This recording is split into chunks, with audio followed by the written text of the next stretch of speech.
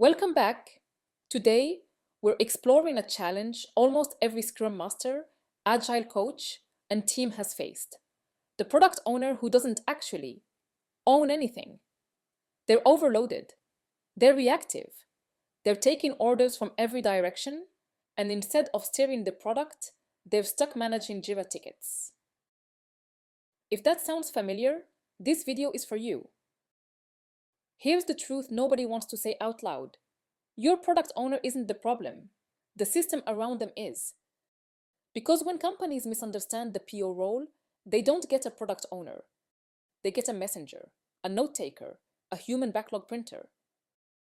Your PO is managing tasks but not outcomes. And today, we're going to fix that. Let's start with the root of the problem. Because POs rarely fail out of incompetence. They fail because of the environment they operate in. Here are the top reasons product owners become order takers. 1. Too many bosses. They're told to listen to business, to IT, to marketing, to sales, to support, 5 stakeholders, 5 agendas, 5 urgent priorities. They're not owning the product, they're surviving politics. 2. No real empowerment. Most POs have the title but not the authority. They can't say no. They can't reprioritize. They can't make decisions without approval from 3 managers. That's not product ownership. That's project administration. 3 wrong expectations. Many companies think the PO role is writing user stories, attending meetings, and keeping Jira organized. But the real job is much bigger. Understanding customers deeply and making value-based decisions. Few companies enable that level of ownership. 4. No time to think. How can a PO be strategic when they're stuck in planning, grooming, reporting, tickets, dashboards, escalations? There's no space for strategy, so they get trapped in maintenance. If this sounds like your PO, don't blame them. They're operating inside a broken system, and that's fixable. To help your product owner step into real ownership, you need a clear picture of what that ownership actually means. Here are the 3 pillars of true product ownership: vision, value, validation. Pillar 1, vision. A real PO owns the why and the where. They know the direction, the purpose, the outcome they're trying to create. Vision isn't a slide, it's a capability, the ability to connect the product to customer needs and strategic goals. Without vision, the backlog becomes a shopping list. Pillar 2, value. A true PO prioritizes based on value, not pressure, not politics, not noise.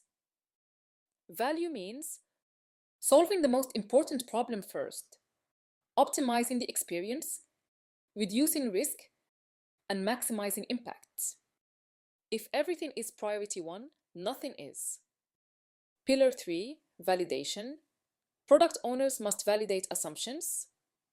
Not every idea should become a feature, not every request is real value, and not everything a stakeholder asks for will help the user. Validation means testing small, learning fast, and adjusting the backlog accordingly. This transforms the PO from order taker to product leader. So how do you help your PO evolve from messenger to prioritizer to strategist? Here's a simple model you can use. The 3 levels of product ownership maturity. Level 1, messenger. At this stage, the PO relays information. Stakeholders speak, the PO writes it down, and then the team builds it. There's no challenge, no synthesis, no decisions. Level 2, prioritizer. This is better.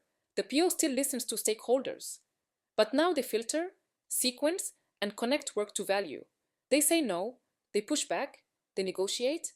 This is real progress. Level 3, strategist. This is the ultimate stage. The PO understands customers deeply, sees patterns, and shapes the roadmap proactively. They're not reacting to noise, they're driving the product. Most companies never reach this level because they don't create the environment for it. But you can start nudging your PO in this direction today.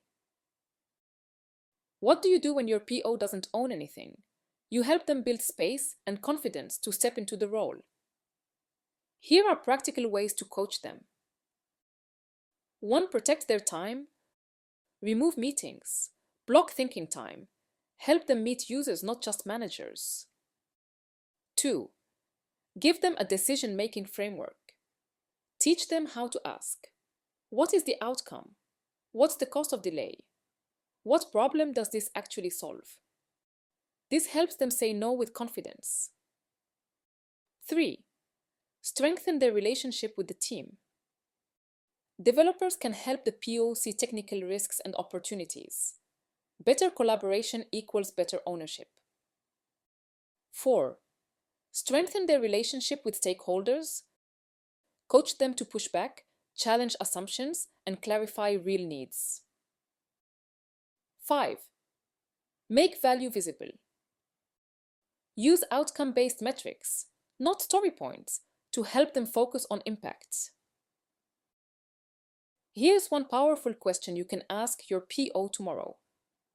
What outcome are we trying to create for the user in this sprint?